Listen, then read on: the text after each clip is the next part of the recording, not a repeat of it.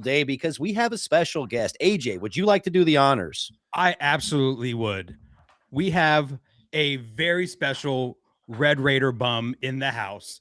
One of my favorite podcasters, personally, puts out a video almost every day about Texas Tech. He is part of the Red and Black Report, formerly known as the Back to 12 podcast.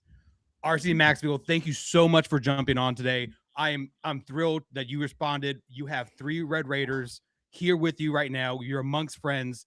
And I just want to know right now, like, how are you doing? How are you feeling? And thank you so much for joining us. Yeah, first and foremost, appreciate y'all having me on. Always fun to be in the presence of Red Raiders. It's better than the alternative. Yeah, man, it's crazy right now with everything going on. Obviously, just from the college football playoff stuff, and just the portal is a whirlwind. It's already starting, and Tech got some good news today on that front, so that's always nice. But I mean, overall, it's just kind of a whirlwind. December and January are the busiest months with the podcast. Kind of have to make sure I get my wife a good Christmas present or two to make sure she's okay with me being in the man cave talking too much. But it's a lot more fun when Texas Tech is winning and not, losing like unfortunately years past. Yeah, absolutely. Well, I mean, going 11-1, all 3 of us talked about it on this podcast a lot. Probably too much to some of the folks in San Antonio, honestly, but I will say it was a fun season to watch. Our defense is absolutely probably it might be the best defense in the country. I certainly think so. Pro Football Focus also would like to agree with me on that too. So if you're into stats and numbers, the numbers say yes, this is the best defense in the country. With that being said, I guess RC, like, what was your favorite thing about this season that you got to watch and witness? I mean, I was at the BYU game, both of them. So I got to go out to the 806 for college game day. And, during my time at Texas Tech, I was out there from 14 to 19. So the coolest thing that I had was, I get to brag that I went to school with Patrick Mahomes. Like, I got to see him, shoot some beers up at, Mesquites or whatnot. Like, got to take a shot or two with him, right? That was the coolest thing. But wait, did you really? That's a pretty cool thing. I mean, pretty dope. Yeah. I mean, he doesn't know who I am from Adam. I'm sure. I bet he does. There was multiple people just like drinking with him and everything. So we've seen that. But I think overall, like, just that moment of being there, and obviously a lot of Texas Tech fans, y'all are just like me in the sense of you've seen a lot of bad. It was really cool to have that moment where nationally we were celebrated in a way that we really haven't been celebrated. I don't think in Texas Tech football program history, obviously the 08 game was very significant, but it kind of felt like this year was different in the sense that in 08 you had a chance, but you never felt like you were going to get over that finish line just because it felt like the UT game was the pinnacle, right? But this year's team was playing for so much more. And it was just really cool seeing Reese and the guys out there. I mean, what the hell is Nick Saban doing in Lubbock, Texas? You know what I mean? Like, it's just crazy type shit. And, walking down the street, and I remember vividly we're walking towards game day, and all of a sudden you just see these big security guys, and just little Nick Saban's right in the middle. And I'm like 4 feet away from Nick Saban right now in Lubbock, Texas. What the hell is life? And it was just wild, man. And I think that was just my favorite moment. Obviously, the on the field success is super cool, of course. But just seeing Texas Tech and the whole community of Red Raider Nation get celebrated on a national level was something that definitely brought a tear to my eye. Like, walking into that stadium, I cussed my brother-in-law out a little bit because he's a student there, and I'm like, "You're such a sack of shit for going there, man, and getting to experience all this." And I got to experience, 82-17 and TCU running out of fireworks on us, just crazy type stuff. So yeah, I think that was probably my favorite moment, though. Dude, that's awesome. I remember when College Game Day went to Lubbock in 2008, and it was the Friday before that game, and I'm walking out of class, and I ran into Lee Corso, and I was like, "What's up, coach?" And he was like, "Hey, kid, how you doing?" And I was like, "Wow, you're not that tall." And I was like, "That's really cool." But we got to experience that too. College Game Day in 08, obviously, it was way different than it was this year. But with that being said, I guess, James, do you have something you wanted to ask RC? Man, not really. Just huge fan, I think for my money, the best follow on Texas Tech Twitter is RC Maxfield. Just been following for a long time. I was there 11 through 15. That's I'm like so sorry, James. What I'm so I sorry. think like the ultimate desert, because I was there for 82 to whatever it was. It's not really that important. Were you there for 66-6? I was there. I was fortunate Oklahoma to be State able to game? leave after like 21 or 28 to nothing, but I was there. I'm so sorry. And then I finished watching the game in Coleman Hall. Shout out to Coleman. Yeah, shout no out shout out Coleman to Hall. Fourth Coleman. floor.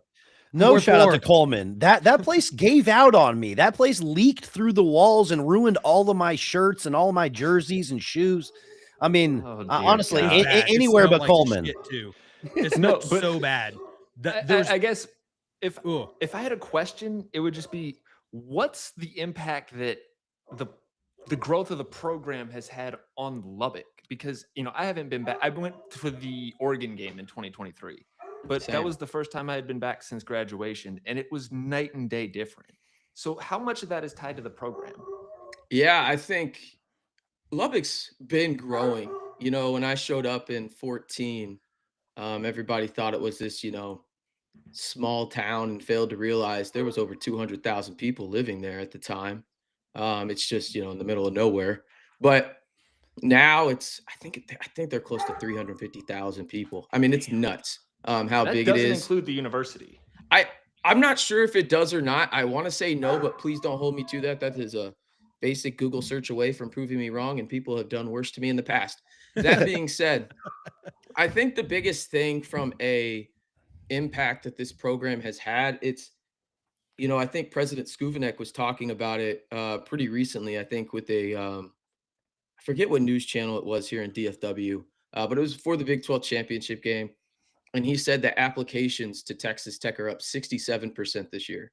Whoa. And it's like, that's a pretty sizable jump, right? Like in the sense that, okay, a lot of people don't make that correlation in terms of football and exposure is not only good for, happiness and day drinking on a Saturday, but also the university as a whole, Yep. which then correlates and funnels into Lubbock, like you're talking about. So, I go back to 2019 where I got to cover the Final Four run. And during that time, in that, month period, applications increased to Texas Tech by 47%. Like it's one of those things when you're visible, you're probably going to get more people that are first and foremost highly educated and want it, desirable in terms of applicants into your school. It gets you more funding, which then in the process turns you into a much more desirable degree, which I'll be honest with, I freaking love that shit because I've already got 2 of them. Right. So it's like, okay, so Calm down, RC. Hey, humble brag. I put in my time. I got to brag about it. But no, yeah, like I think that that's the impact on Lubbock, right? Is realizing you're in the national eye now. College football allows you to do that. It's the best billboard Texas Tech can have. And that allows you to really go out and get some of these. And again, I'm not saying people like me. Well, I am saying people like me were undesirable. I don't know why the hell they accepted me. That being said, there's a lot more talented people out there, and you funnel those into Texas Tech programs, whether that's engineering, biology, whatever it is, a lot of programs that I was too dumb to get into, sports management and PR stand up. That being said, I think that that's the biggest impact because you get that federal funding that allows you to funnel more money into the community of Lubbock. And I think it all starts with the best billboard you can have, which is Joey McGuire and this Texas Tech football program. I cried on that new brand episode. Oh, Whenever me he was too. giving his speech, dude, I lost it. I was like, this guy is so like Joey McGuire. When he got hired, I was so excited, and I think I called James and I was like, James, this is the perfect coach that we've been looking for. He is so tied into Texas high school that we're gonna get so many people sending us film of just like, hey, check this guy out. Hey, check this guy out. And Joey doesn't really have to do much besides just make sure like they pass the sniff test essentially. And I know he's working as a CEO and he has all of his delegates under him, which I think is the exact way you need to model your college football program nowadays. Because with the transfer portal being the day after our Orange Bowl game, he can't do both. Like you cannot do both. You have to trust the people that are delegated to that specific item or that agenda while you're focused on trying to win a national title. And whenever he got hired, obviously being from San Antonio, huge UTSA fans, and so we were hoping that Jeff Traylor would kind of make this way up to West Texas.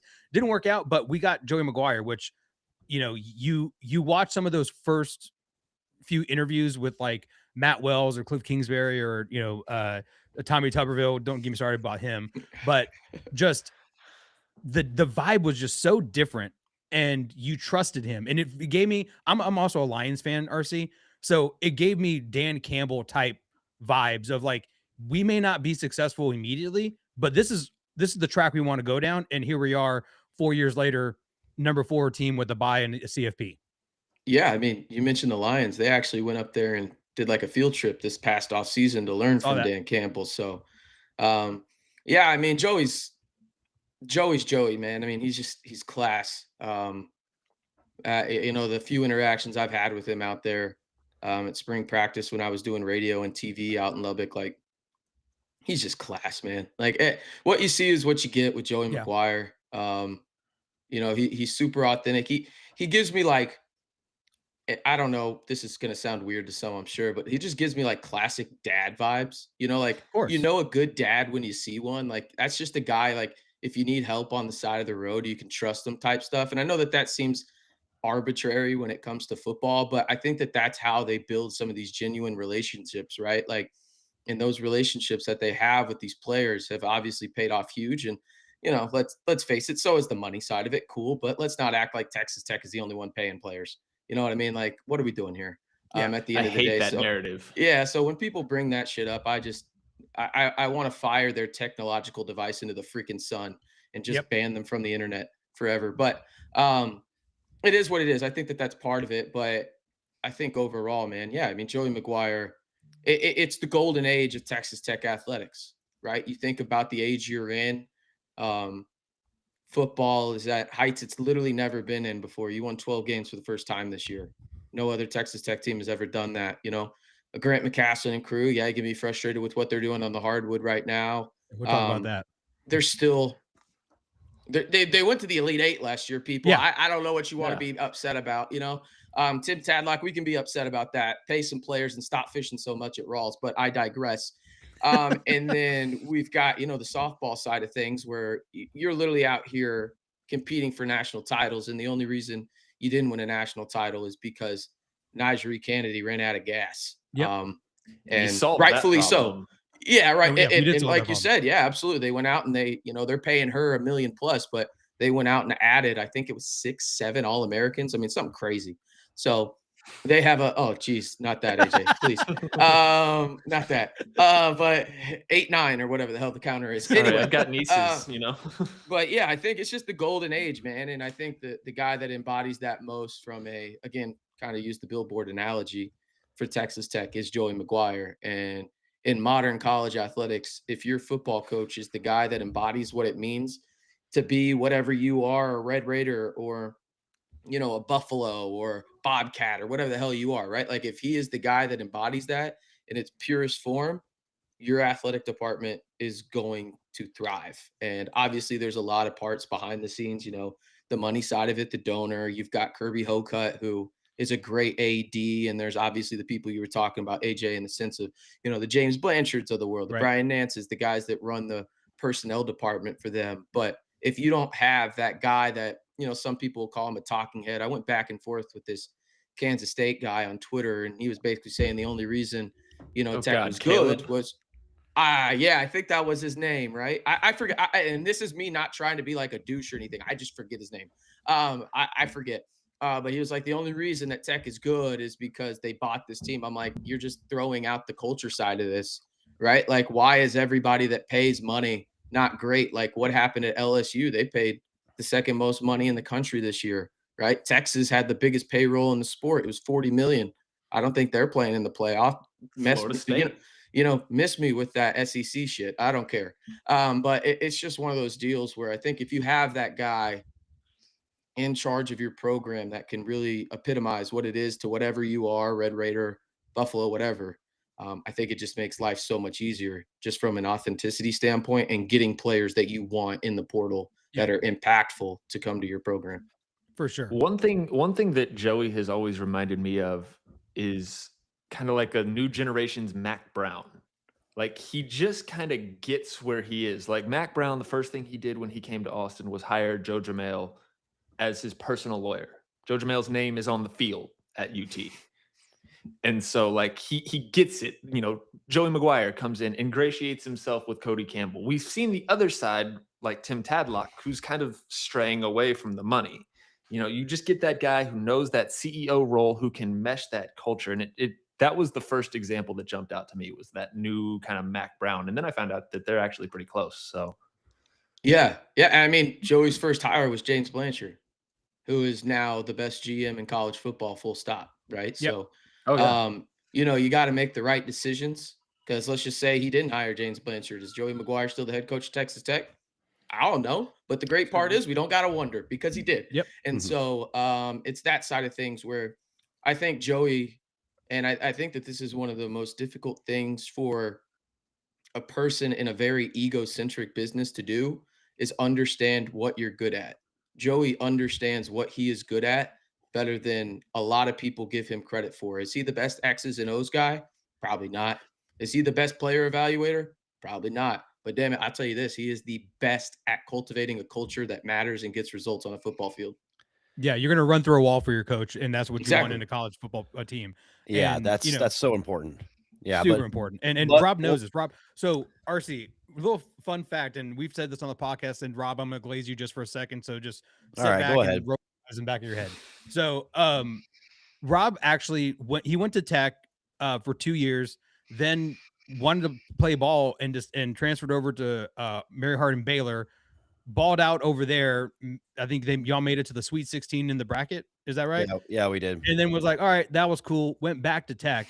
And keep in mind, in the 2 years, he was part of SIG-EP and those parties that occurred Sure. there. And then he R.I.P. was like, I'm gonna go SIG-EP. hoop. And then like dropped 16 a game, no big deal. And then was like, all right, that was fun, and went back to Tech. Like when you say like when you cultivate like a group and you want to have a motivator, I think of like Rob's perspective. And Rob, we're not gonna have to go into it, but I know that, you know, if you liked your coach a little more, probably would have stayed or entertained staying a little longer.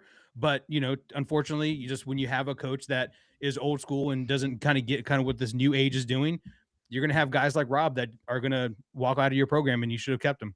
Oh, well, yeah. And that just highlights so many different things about, you know, different styles of coaching. You got to kind of acquiesce to what your team needs and what they want. And that's so much what we're talking about, you know, whether it's my situation or Texas Tech right now. It's, you know, it's really interesting to see what we are going to be doing moving forward. But I have a fun hypothetical question, because we always, you know, we like to bring up some hypothetical things on the podcast. And as we know, when we're looking at the CFP moving forward, we can all kind of surmise that Oregon is probably going to make their way past James Madison. I think that I think that we can safely say that they're, I think 21.5 point favorites, I believe.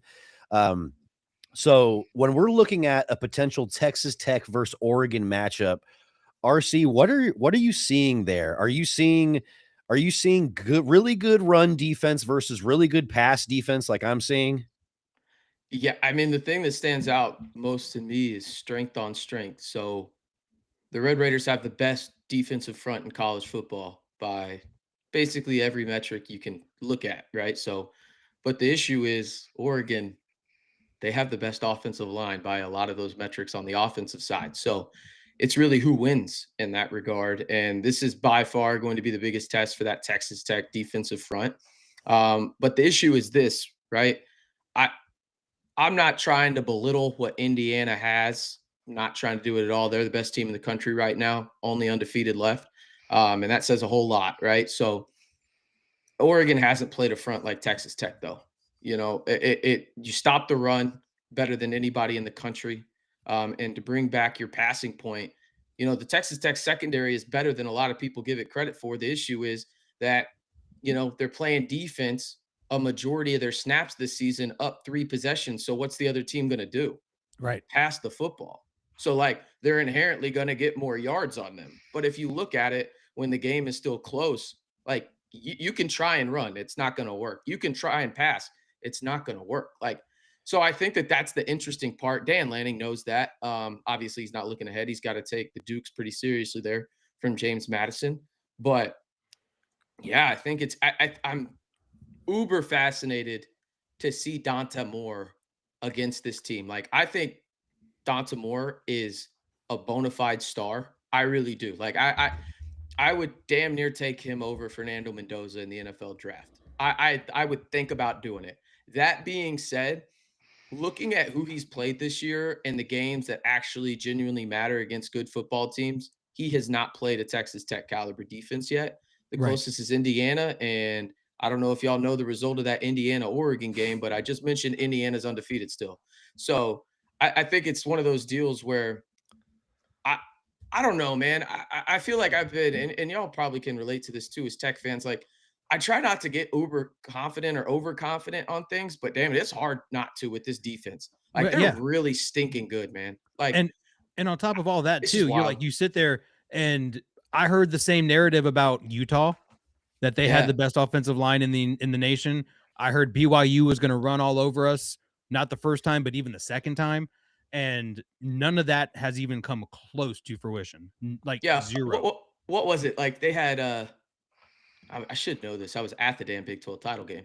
I think it was 95 yards on that opening It was drive where they went up, yeah, It was 90 yards. and then they had 110 the rest of the game or something like that. It's just Yeah. like, all right. Like, I remember I was sitting with a bunch of my buddies who went to Tech too, and I was just like, that's it. They're done. Like, they ain't got nothing left in their bag. Like, that's it. They're done. I don't know how much Tech is going to win by, but I know they're going to win the football game because BYU has nothing left to show.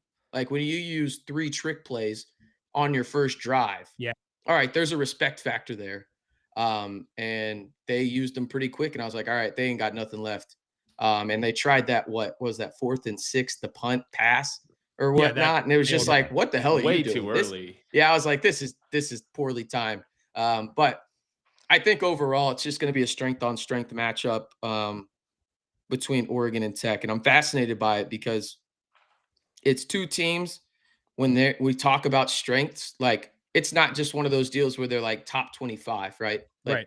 it's like they're the best at what Yeah. they do, and these 2 units are going up against each other. But I think it all comes down to who it's always going to come down to for Texas Tech, and that's Baron Morton at the end of the Yep. day. And B Moore is healthy now. Did And he go to I China know, and get his leg glued? yeah, I mean, well, hey, he looked pretty damn good in that Big 12 title game, I was man. about to say he looked as mobile as he's been in months. Yeah. So I mean, yeah, And then thumbs he A up to hairline that. fracture takes Yeah. about 6 to 8 weeks to heal. It's been about 6 to 8 weeks since that Yeah. Kansas game. So Yeah, and so you think about it, he's been in a boot for a majority of that time too, right? Talking about the healing process, and I think the only days that he hadn't had a boot on was when he was actually playing in the games. So that's crazy. I don't know where I would rank Barron in terms of, quarterbacks in the college football playoff. I would take Donta Moore over him, if we're being transparent about it. But the beautiful thing is you're not asking Baron Morton to win you a football game like Oregon more than likely is asking Donta Moore to win you a football game. It's don't make mistakes, Baron. Use that gunslinging mentality when it's opportunistic. Trust your running backs and let David Bailey, Romello Height, Lee Hunter, and AJ Holmes, and I don't know, a guy that probably should have been a Heisman finalist, and Jacob Rodriguez, just feast. So I was curious when I saw the matchup and the whole schedule come out. What do you think, if at all, the time of day could factor into this? Yeah. Tech has won, I James. believe it's six straight 11 a.m. kickoffs dating back to 2022. Damn. Yeah. Oregon's going to be on a weird body clock, assuming it is Oregon. Does that factor in here? I don't see how it doesn't, right? Like, we're human at the end of the day. And to be fair to Oregon, I'm sure that there's some things you can do on the West Coast to like get your clock right in terms of your body clock right before you travel. But at the same time, I don't know how many miles it is from Eugene, Oregon to Miami. So I'm going to guesstimate here. A lot. Like 2,500. I don't know, 2,000 miles. Let's just say 2,000 just for the heck of it. Texas Tech has to travel like 800. We're talking about half here. Okay. And Texas Tech only has to, account for one time zone, which they've done multitude of times this year. And then you have Oregon who has to account for all of them. in the, continuous 48 states. So it's like, okay, like that's probably going to be a factor. How much of a factor is it? I don't know. But the fact that it is an 11 a.m. kickoff, which means body clock time would be 8 a.m.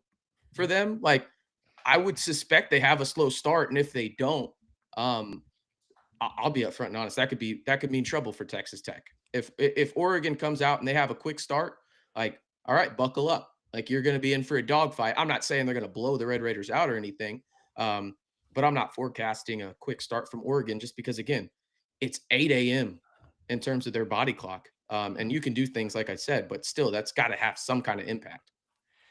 Do we think just collectively that there's any chance that James Madison beats Oregon? Yeah. It's football, James. I think that's a close game at halftime. Yeah. I mean, I'd probably give it like a milk chance, aka a 2% chance. But I mean, like, there's talent on that team. Yeah, you're playing a game that the ball is oddly shaped. Weird shit happens, man. Like, am I gonna pick James Madison to win the game? Hell no. Look, I could see it. I mean, weird shit happens all the time. Put $10 it makes it a on little it bit more difficult that it's in Eugene, though. I'm gonna root for it. Yeah, me too. I've never been a bigger Duke fan in my life. Don't even know where James Madison is. It's somewhere in Virginia. Yeah, sure. I'll take not your word for it. important. Cool. So, yeah, I hate RC, that state. we can't have you on the podcast and not. You mentioned a certain guy just a second ago. He's our favorite player on the team, that's for sure. And did you know that his wife flies Black Hawk helicopters for the Army? No, I never heard of that before. Dude, crazy story. Breaking She's more of a news to badass than me. he is. So, yeah, you should definitely Did you hear look that on like ESPN or something, or is that on Google research? Name network here, and you can find it. Cool. But we can't let you go without asking. Did Jacob Rodriguez get robbed? Yeah, it's bullshit. I don't get it. I mean, like, if you just want to make it an offensive award, pop off. Like, I'm here for it. Like, I don't care at the end of the day. But don't gaslight everyone in America that is a college football fan into thinking that defensive players have a chance. Right. It's fine. Just don't gaslight me at the end of the day. I don't care. Like, Fernando Mendoza should have won the Heisman. Like, I think that realistically we can agree with that. All I was asking for, and I did this for like a month on the channel to the point where I was getting like DMs on Twitter where it was just like, dude, can you please shut the hell up? And I was like, no. I would just respond to them, no, I'm good. I'm not saying Jacob Rodriguez should have won the award, but to have him not be a finalist for everything that award is supposed to embody in college football is a downright travesty. And just goes against the core principles of what the Heisman Trust has been apparently spewing to us, the general public, for the entirety of the awards, presence. I mean, it's insane, kind of how it goes. And again, I think, correct me if I'm wrong. Y'all probably saw this too, and I might butcher this. Did he have more first place votes than Julian Sayin? Yes. I thought I saw that, right? Okay. Double. Yeah, that's nuts. Like, come on. Like, again, I'm not saying he should have won it. I know he wasn't going to win it. I knew Fernando was going to win it, and I think everybody else knew that too. But to not have him there is downright lunacy and just illegitimate. Like, just for me, like, just it doesn't matter anymore. The Heisman just doesn't matter. Like, okay, cool. Like, you're just going to do this as a popularity contest and use, Texas Tech fans in this way to get a few more impressions on Twitter and everything like that in the fan vote, and not really give a shit about what actual on-field results happen. It's just a popularity contest at the end of the day. And I understand that, but it's a popularity contest for strictly offensive players, and they have proven that. Yeah. And I mean, Jacob Rodriguez won four defensive awards, plus All-American, all Big 12, you name it, he's done it. Just look at the Manti Te'o stats. Yeah. Right. Like, how is Manti Te'o finishing second when Jacob Rodriguez cleared him in damn near every statistical category except for like sacks? And I think that was like 1 in favor of Manti. I could be wrong. All about the Maybe logo it's like 1.5. that's not on the helmet. Yeah. And that's the end of the day. That's what it is. It's a popularity contest with logos on the helmet, or I guess in Notre Dame's case, non-logos, because they just don't want to join anything, apparently. But yeah, no, I'm right there with you. I'm just like, all right, like, cool. Let's, just delegitimize this historic award, I guess. It jumped the shark when they stopped putting 30 for 30s on after it. Oh man, Missed that those Stuart days. Scott one was pretty good though. I don't know if y'all watched that. I need I to didn't watch catch that that one. I didn't catch Yeah, it. it's Oh, pretty yeah. good. Yeah, I teared up at the end for sure. That's Yeah, my that one childhood was right good. there. Yeah, exactly. Just like I teared up at the Big 12 title game too. I'm not gonna lie, I bawled like a bitch. As Someone- one I does. think we all did. Yeah, Someone asked yeah. me if I cried, and I cried at the like reaction videos, like when Lubbock was playing on. It wasn't the brand; it was like the theatric recap. Oh, I know But- what you're talking about. I told them, I was like, I didn't cry because I had to be at Kohl's at the time, so I was in public. I was like, I was walking around that Kohl's watching the game on my phone, like Will Smith at the end of Pursuit of Happiness, just like.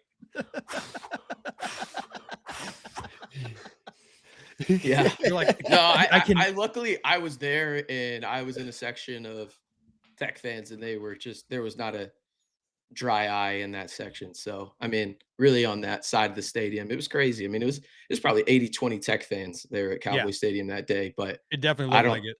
I don't think any of them left without dropping at least one tear.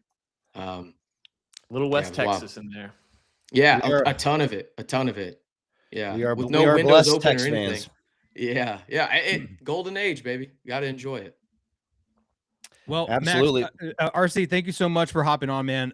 You know, we're going to talk about Spurs and the NBA Cup, and I know that you're a Mavs fan, so or you know, I were was, a Mavs fan up until the Nico situation. So, Yeah. but hey, man, thank you so much for jumping on. We really, really appreciate it. If there's anything you want to plug right now, feel free to do so. Yeah. Just be sure to head on over to the Red and Black Report over on YouTube. It's a crazy month. Probably putting way too many videos up, but it is what it is. Got one up right now talking about probably the future quarterback for the Red Raiders next year Yeah. as he officially entered the portal today from a former Big 12 school. So have that. And then you can follow me on Twitter. I refuse to say X. I don't know why. It's just the millennial in me. At RCMB323. Appreciate y'all having me on. And as a former Mavs fan, I feel like I can say this. Hope y'all have success this year, Spurs fans. You wouldn't have caught me dead saying that last year at this time. But at this point now, I'm dead inside when it comes to pro basketball. I'm just so dead. Yeah. It's all right. We have Tech basketball to look forward to. We just got to Yeah, work on that's our fun. rebounding and free throws, but we'll get there. Yeah, that's Gosh, Yeah, it's fun too. JT Toppin needs to be hitting more than 46% of those bad boys. Well, when you're in the paint as much as he is, getting fouled with consistency, and I know he finishes well around the basket, and he's one of the best rebounders in the country, but good Lord, like if you Yeah. are in a position to get fouled that consistently, you need to be hitting at least 65, 70% of those if you're him. More importantly, if you're in a position to get drafted. Yeah, it's mental at this point now with him. Sure. Because For the sure. form looks good. I don't want to say the Y word because that's too far, but it's getting in the territory of the Y word. Yeah. for We'll the baseball figure it fans out. We got there. time. We just got to get through the Big Yeah, 12. I'm I think not I worried. think that the overall goal in the Big 12 is just finish over 500. You know, it's a gauntlet. It's a straight up gauntlet in the Big 12. And who was it? Someone in the SEC, I think the SEC said, "Oh, we have the hardest basketball schedule." I'm like, you can't claim that too. You cannot claim that too. I'm sorry, you can't. Like the hardest basketball schedule is the Big 12 with ease. It like the number one team in the nation right now is Arizona. Yeah, Iowa State's pretty damn good too. It's wild. Yeah, Kick it's the going to be a shit out tough of battle, Purdue. but hey, man, Yeah. again, thank you so much for jumping on. We appreciate you, and as always, Recom Tech. Yeah, absolutely. Wreck 'em, guys, and hopefully we're talking about a national title for Tech football. It's in the cards. Hey, if that happens, we're going to have you back nuts. on. Fucking Absolutely. nuts. Yeah. I probably won't be sober for that, but I'll definitely be think on. we're I'll ready probably for go that. on like a week-long Yeah, I bender. do. I'm not ready for a national title for Tech, dude. Yeah. You, Well, you think Lubbock I'm isn't annoying either. now? Lubbock isn't either. The infrastructure's not ready for that shit. But I appreciate it, fellas. Thanks for having me on. All Thanks, right. RC. Have a good one, bud. All right. Take care, RC. Well, that was fun. Absolutely. It's always Love some nice Tech to, talk, man. Tech Yes. talk's always good for me. yeah, we get to dive into some Tech football. Good for the soul. Not as much Tech basketball as I wanted to, but at the same time, we've got plenty of season to talk about some Tech basketball. Got a big game on Saturday too. Absolutely. But we've got to talk about some Spurs Got a basketball. big game tomorrow, James. But since we're shifting gears a little bit here. Oh my God. We got yeah. Yes, I gotta break out the Wemby jersey because of the Wemby return and what that meant for the NBA Cup semifinal game against OKC. And I gotta give a shout out to Goose Talk Sports because he brought up this question. Is this the most significant win for the Spurs in the 2020s? Yeah. Yes. Absolutely. I don't even think anything comes close. That's what I'm saying. There's really no game that I can think of that has much at stake than this OKC game did the other day.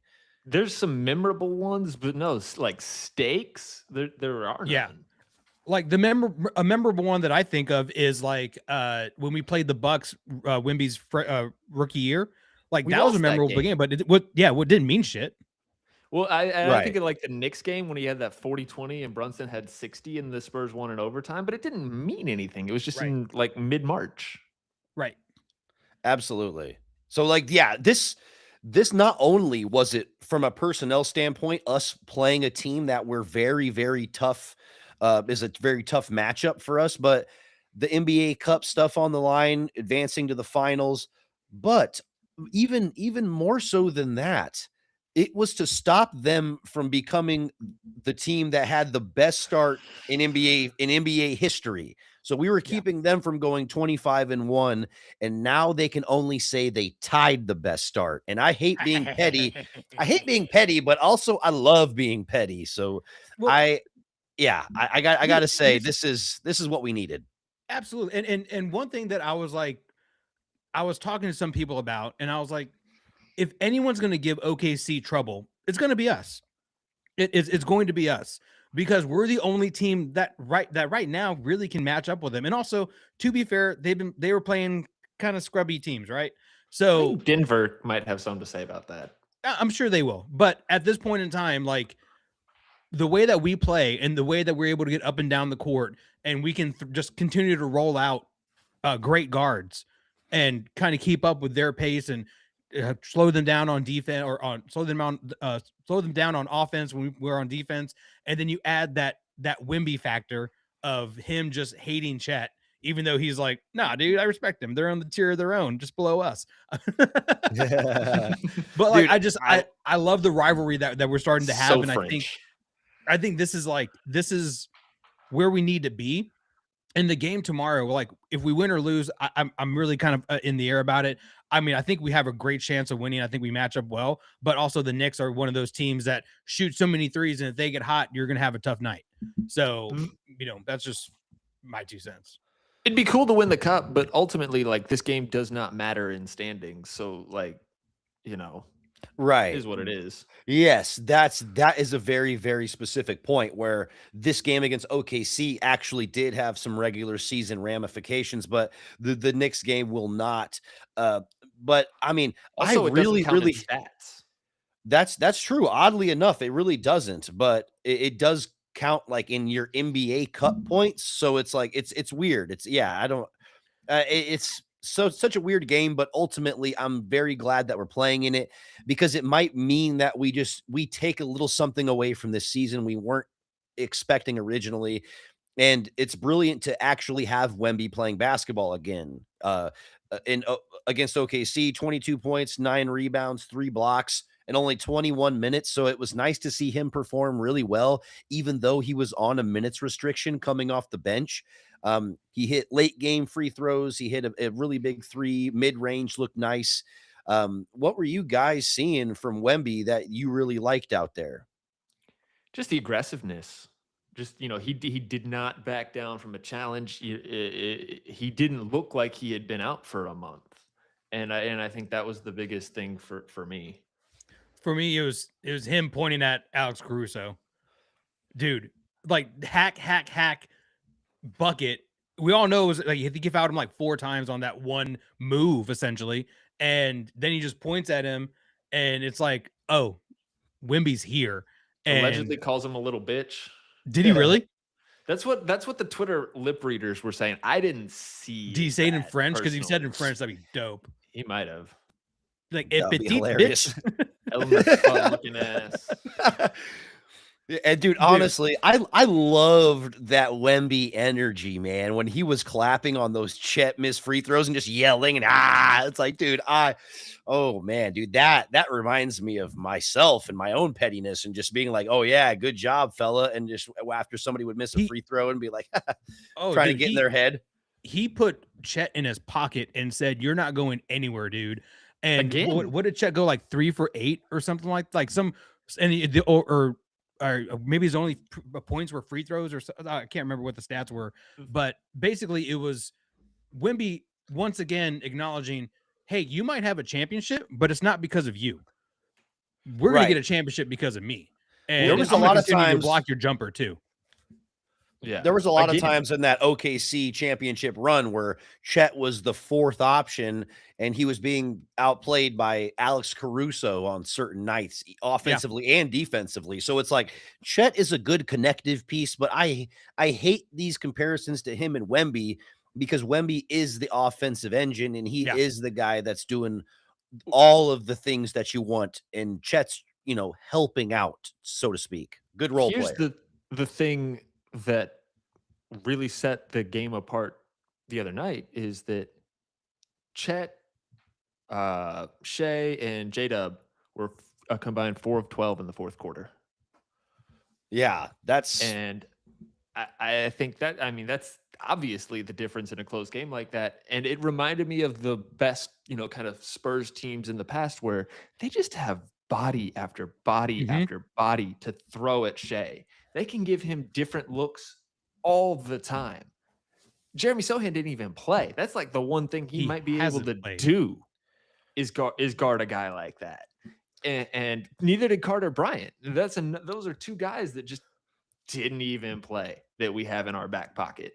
Which is crazy because those are our two most versatile defenders, and they are not playing right now because they don't gel with the offense that we're able to create. And it's like we are all offense right now, and we're relying on basically point of attack defense from Stephon Castle and then elite rim protection from Wemby. And then as long as we're getting those things, pepper in a little defense from Devin Vassell and Luke Cornett here and there, and then we're a really good defensive team when we're healthy. It's really interesting to see our approach, but I also I mean, obviously it's hard to disagree with it. It's leading to success.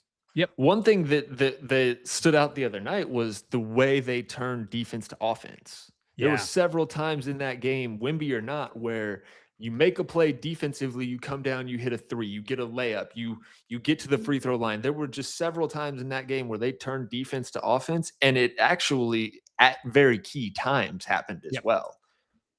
Which is so perfect because that's exactly what the Thunder do to everyone else. And I'm so thankful that they didn't really capitalize on our 19 turnovers. More so than not, we would cough it up, and then we would actually do a really good job of, isolating their offense to where they only got one attempt and limit their offensive rebounds and things like that. So, man, I was just really proud of how we played a very complete team that, obviously had won 16 straight games. You don't do that by playing okay basketball. You play OKC basketball. Right. Exactly. But it's just really refreshing to see them at full strength. They just got Hartenstein back. They were looking. Hey man, what about Isaiah Joe? You're right. We need Harrison Ingram back. He's banged up. Okay, so I did have this one concern come up while I was watching that game and kind of in the aftermath. It reminded me a little bit of the Knicks from a year or two back. I can't quite remember, where they're a really good team, but that Knicks team was specifically built to beat Boston. And when they ran into someone that wasn't Boston, they had a hard time with it, and Indiana knocked them out. My concern with the Spurs is that they are tailor-made to beat Oklahoma City. Right. What about Denver? Or As long as we Houston? don't see the Suns. You know, like those are the kind of concerns that I have. It's just like you match up well with the best, but the second, third best are kind of questionable. That's a valid concern. And especially if we're looking ahead and looking into a Spurs and Knicks preview a little bit. I think that I agree with what AJ was saying earlier. We do match up well against the Knicks. I think that, you know, I don't think the Knicks have enough good wing and guard defenders. I know OG Anunoby is elite, but I don't think Mikal Bridges is quite the defender he was Yep. previously. When we look at his career in Phoenix and even the short stint in Brooklyn, I think that he has sort of dipped off a little bit as a defender.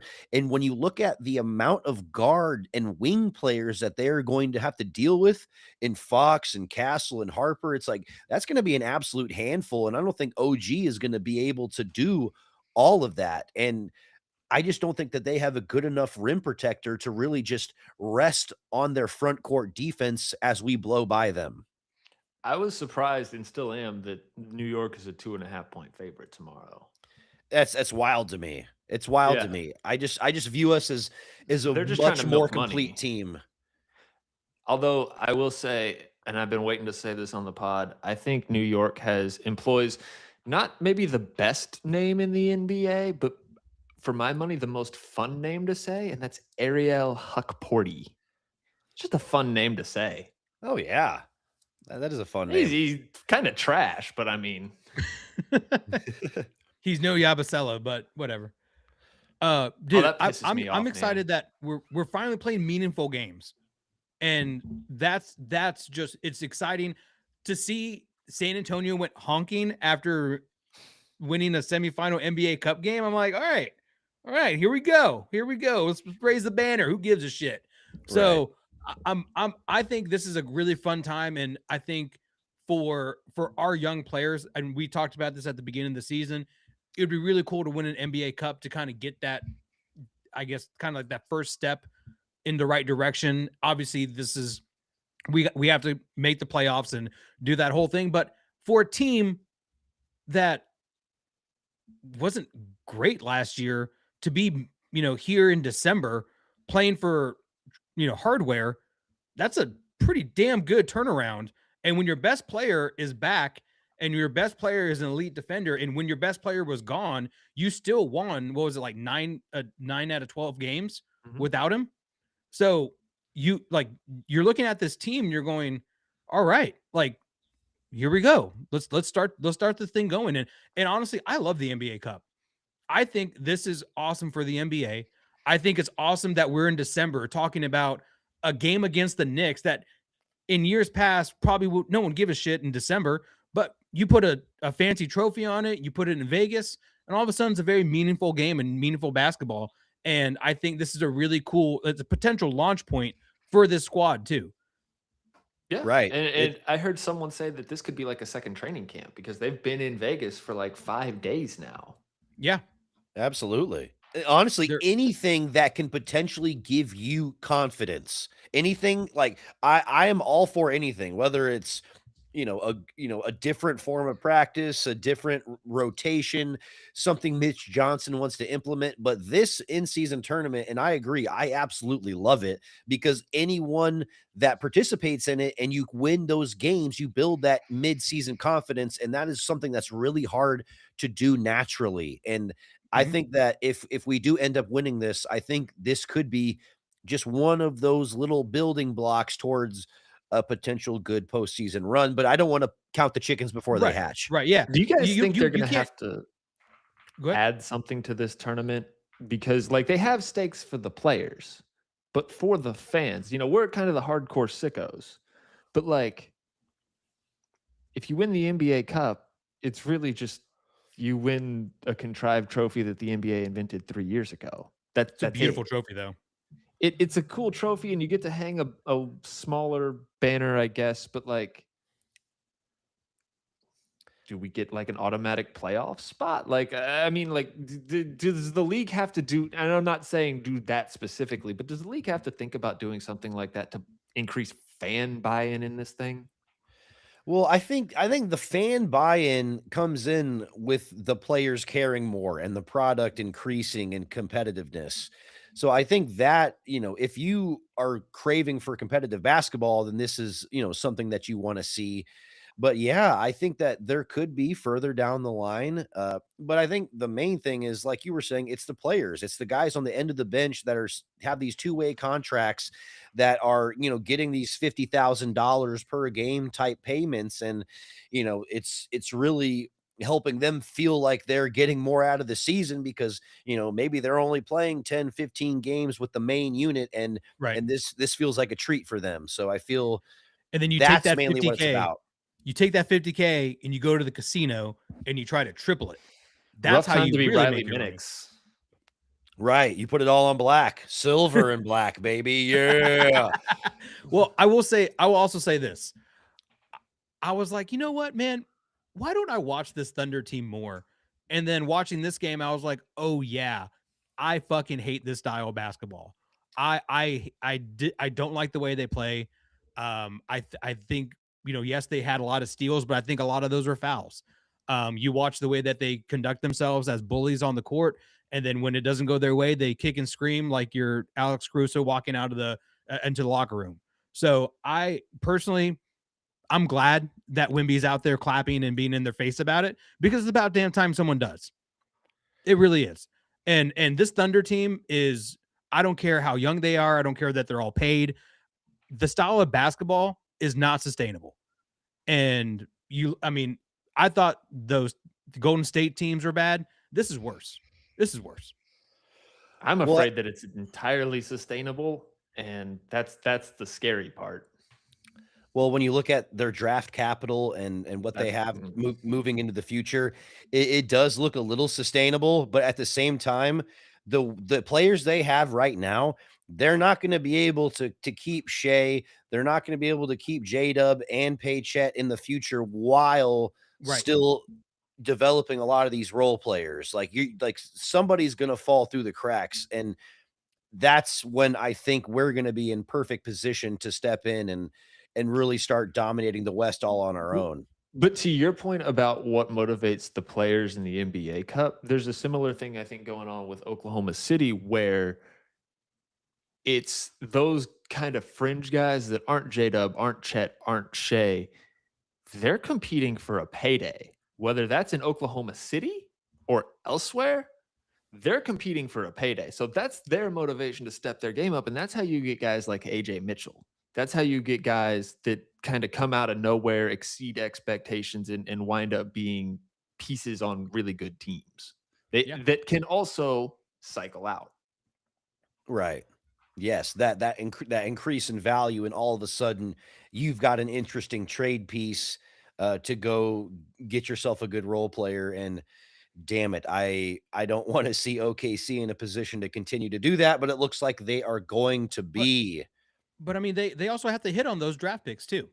Yeah. And that's as great as the draft capital has, look at what's the Nikola Tropic. He's been hurt.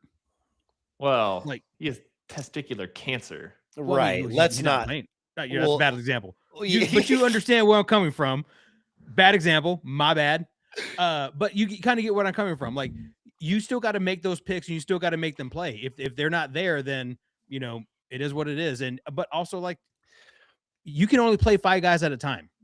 So Rob, to your point, like, yeah, at some point, either these first round picks are going to want to get out of OKC and be like, no, I'm a top 10 pick. I want to play top 10 pick minutes. Or you're going to have veterans that are going to be like, all right, this was fun, I'm out. So we'll second apron see how long comes this for goes. everybody. What? Yes. The second apron comes for everybody. And so do I. What? But either way, tomorrow night we've got some Spurs basketball that actually means something. Spurs versus Knicks for the NBA Cup Finals. I could not be more excited about it. Praise you, Daddy Bezos. Absolutely. Is there any other stuff that you're wanting to dive into, either about the OKC game or Knicks' upcoming game in the NBA Cup Finals? I do have a blind rank for you, Let's do it. or both of you Me, guys. I was about to say, Yeah. James and I can tackle it together. Yes. Hold on. I always have to track it. So let me just make sure I track it properly. But it is going to be blind rank these 5 1999 New York Knickerbocker players. Okay. All right. Allen Houston. He's got to be, I think, 2, right? Yeah, I was about to say either 2 or 3. I'm down to go 2. Okay. Allen Houston, 2. Charlie Ward, Heisman Trophy winner. Oh, God. And former Spur. Really? I didn't know that. Yeah. Yeah, I mean, that's honestly a great example of just proving that, football is easier to be great at than basketball. Did he start on that team? Charlie Ward? Yeah. He the might Knicks? if he averaged 12 a game. I think he probably did. Let's put Charlie at 5. Yeah. Latrell Sprewell. 1. 1. What? We know who's on the team. Okay. Wait, are we talking about the team that played the Spurs in the finals? Or Yes, Yes. the 1999 Knicks team roster. was he not the leading scorer on that team? Was he not the best player on that team? No. It was Ewing. Ewing didn't play. Oh yeah. Well, but he played that season. He played that season, but he didn't play in the finals. Oh, I okay. was thinking like. Oh, okay, no, okay. if that was the case, yeah, no, he's not at 1. Okay. Well then, yeah, we'll go Sprewell 1. I'm fine with it. That was the birth of Bill Simmons' Ewing theory that the Knicks were better without him. That's fair. hilarious. Well, then since we're talking about him, let's go ahead. Put Ewing here. I guess I mean, we put Sprewell 1, so I guess we got to put Ewing 3. I guess we're ranking Ewing's knees. Yeah, and this was also like the end of Patrick Ewing. I am less high on him as a whole than the other bigs of the 90s, but no, I was not thinking about him when this question was posed. Well, then that puts your Marcus Camby at 4. Ooh. Honorable mention, Larry Johnson. Oh, dude, Grandmama? Oh man, dude, I would have put him at 1. But see, like Grandmama, like Larry Johnson and Patrick Ewing were a little bit washed, especially Yes. Ewing. Especially dude. Ewing. They're so lucky that went that was a lockout season, because I don't think they would have been able to last the entire season, period. Like, no chance. I mean, they were already the 8th seed in the lockout. Absolutely. Especially when the foundation of our team was like a young Tim Duncan who had the legs to just be able to play both ends of the floor fluidly and on an and the elite tongue level. ring. Can't Yeah, forget the tongue ring. absolutely. Just the edge you need with the tongue ring. That's I mean, you gotta love it. That's a nice blind rank right there to incorporate some. And shout out to Jeff Van Gundy as the coach. Absolutely, fucking A. But yeah, we've got an exciting Holding on game, to Alonzo Mourning's legs for dear life. dude. That we've The got an NBA used to be interesting. so much more rowdier, and then David Stern was like, "Hold on, guys, let's peel this back." Can you imagine right now, like looking if you're David, like imagine David Stern was still alive, he's probably turning over his grave that Oklahoma City is the best team, the Spurs are on the come up again, and the Cavs are one of the best teams in the East, and like none of your franchise, I guess your foundational franchise teams are like really doing that great, like on top of the stuff. So pretty wild to see in 2025 what the NBA is now. Yeah, it's very interesting to see where things are headed. But as Spurs fans, we think it's headed in an excellent direction, and I could not be more excited for the Spurs Knicks tomorrow night. Let's give a prediction. What do you think's the score going to be? Are Spurs going to get this W? I think they ride the wave. I'm thinking something like 112, 101. Ooh, defensive matchup, huh? Okay. 112, 101. Okay, interesting. Yeah, I think it's gonna be I'm gonna go 119, 127 Spurs win. I'm going 132 to 121 Okay. Spurs. Excellent. We'll see who's closer, and then If the any of loser us buys a hit, steak.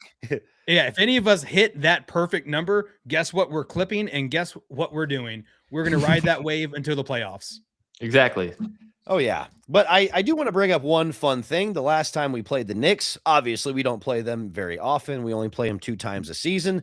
Last time we played the Knicks, that was when Sandro Mamukelishvili dropped 34 points in 19 minutes, had a career game for himself in that was a huge effort. He was literally on fire that night, and that led to a Spurs win against the Knicks. So I thought that was a fun little tidbit. You know, we don't see him very often, but that game we didn't have Wemby, still got the W, and they were And we they had were Flavor healthy. Flav. We're going to see him 3 times this year. Yeah, that's Yeah. true.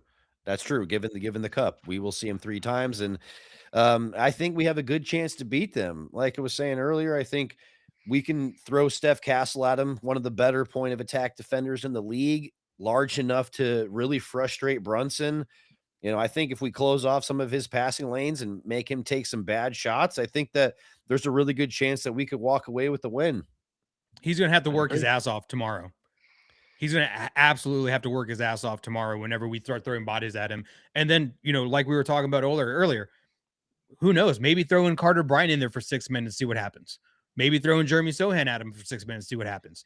And you just keep throwing those things. And then all of a sudden, like, you still got people funneling down to Wemby, and Wemby's just like, block. Yeah, So just don't let him get comfortable. Keep changing his looks. Well, and also I got to bring this up.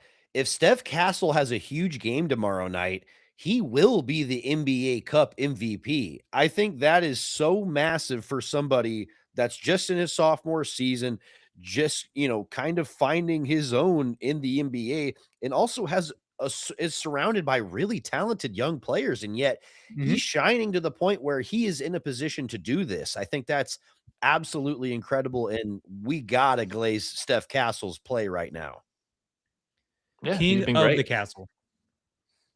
Absolutely. Abso-freaking-lutely. It's wonderful to be a Spurs fan right now. We are truly blessed. But Just yes. no DJG like gun things. Let's keep that kind of PC, buddy. Dude, Lindy Waters was like, buddy, we're not in the DR anymore, dog. You can't do that. Yeah.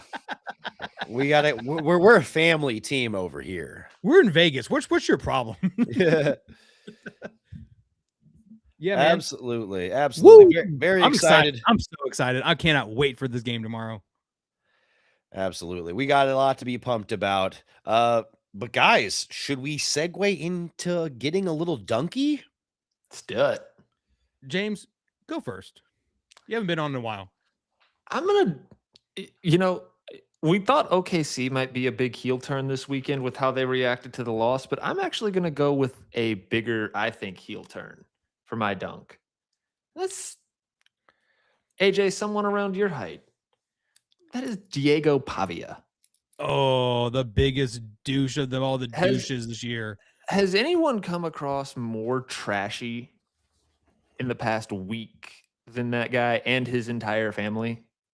You have your brother get arrested at Tennessee for being drunk and disorderly in the stands, and you come across and say, fuck the Heisman voters, and throw a little bitch fit when you don't win, as you shouldn't have won. But just like it went from so likable to so unlikable over the course of this whole season that it's just wild. So Diego Pavia. You got yammed on. Is he gonna get drafted? Oh god, he's like 5'7", dude. There's no way. There's no way, right? Like, there's no way. And I appreciate you thinking I'm 5'7". You're a true homie for that. Oh my goodness. I love it. Yeah, that's a good dunk because he like walks in. He's like, "Hey, what's your good?" With the chain, I called him Dollar Store Johnny all weekend. Well, That's hilarious. I'm gonna get dunky now. I'm gonna dunk on the WWE. Wait, hold on. So- Is this John Cena related? Yes, this is John Cena related. I love that I know that. Yeah, you've been hanging out with us way too long. We need, dude. His time is up. Our time is now. I am so annoyed and disappointed with the way that they booked John Cena's retirement match. I'm not an idiot. I know it's predetermined and all that other stuff. I'm not going to use the F word because I don't think it's the F word, but I do think it's predetermined. But you spend all year hyping up his last match, and you talk about it. You turn him heel at Elimination Chamber before WrestleMania. You do all this stuff. It falls flat on his face, and you're like, oh, well, at least we tried. And then you make him do this whole tour, and you have a countdown, and this is his last Raw, and this is his last SmackDown, and he never won the Intercontinental Championship before, but he finally won it, and all you do all this hype around it. And then the payoff at the very end is just John Cena kind of going, man, and then taps like the hell. Like the dude took an avalanche AA off the second rope and he kicks out. Like, I mean, I know it's predetermined. I know that it's like, exaggerated for sure, but like, we're just going to just throw it all out the window for him to go, like, fuck out of here. Did you expect him to win? No, I didn't expect him to win, but I didn't expect him to just go out like a little punk. Like he's been choked out and he's like, he smiled first. I mean, like, dude, like, make it look somewhat like it looks like you're getting a hug and you're like, oh my God, I can feel your boner. And like, that's what it felt like. And he's like, so for me, I just think you build up all that for it to basically fall flat on his face, and you retire a guy who has been the backbone of your organization for the better part of 15 years, and you can't make it like even just 20 years. Yeah. You can't make him go out like, I don't know, just tougher. He just looks at the camera and taps. So I'm going to dunk on WWE for that booking. And if John Cena was a part of that booking, dunk on him too. Like, I'm over it. So, and it's going to be, Gunther's going to go out there now and be like, I beat John Cena and I retired him, and I beat John Cena and I retired him. And that's all his promos are going to be for the next 4.5 months. So, but with an Austrian accent. What? But with an Austrian accent. Yeah, with an Austrian accent. So anyway, Rob, you got dunked on WWE. I'm gonna dunk on famous DJs. I don't know how people get to be famous DJs, or like what you have to do to become like a famous DJ, and people just like want to watch you press a button and party around you. But I overheard some people on set, and they were like wanting to go to a couple of different concerts that this DJ was putting on, and they like played some stuff for me, and I'm like, dude, what? This sounds like a fucking scam. Like you're paying like almost $400 a ticket to travel somewhere to listen to this essential like playlist. And like this person's not doing anything creative or adding value in any way other than you're just with a bunch of other people partying. And it's like, sure, if you're at a music festival and you're listening to like good music and it's live, sure, but this is essentially like good speakers and just somebody pressing play and drugs. Right. It's that's essentially what it is. And so I get it if it's that, but it was people that were like, oh, we're going to go see him in this location, we're going to see him over there. I'm like, I couldn't think of a larger waste of money. So I'm going to dunk on that whole culture. Dude, if you think it's a good idea to go see a DJ in multiple different cities, I'm going to dunk on you. Deservedly so. Absolutely. But yeah. And I mean, like they're visually, they're cool. Like I've seen them on my Instagram reels and whatnot. Like they look cool, but also at the same time, Rob, to your point, like, I mean, like, I'm sure there's work to it. I know you get paid a lot of money for it, but at the end of the day, like, I can put stuff together. We have an album that we never fully released. It's only on MySpace. So there's that. Absolutely. Zifo. Yeah. Zifo.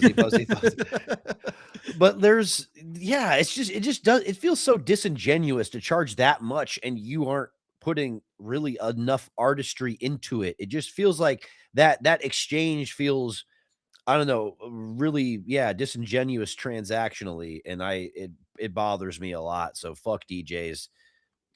If you're one of those like famous DJs that overcharges, that is.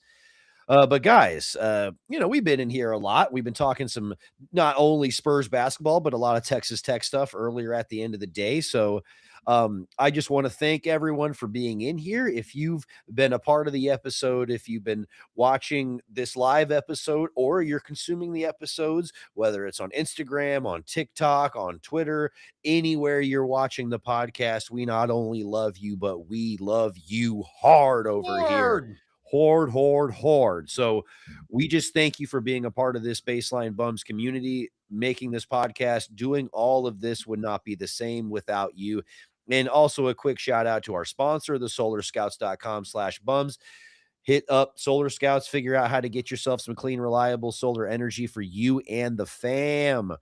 Absolutely. And we're going to hop off here. And end this episode the same exact way we end all episodes. And that's with a go. A Spurs. A go. Like, subscribe, follow, do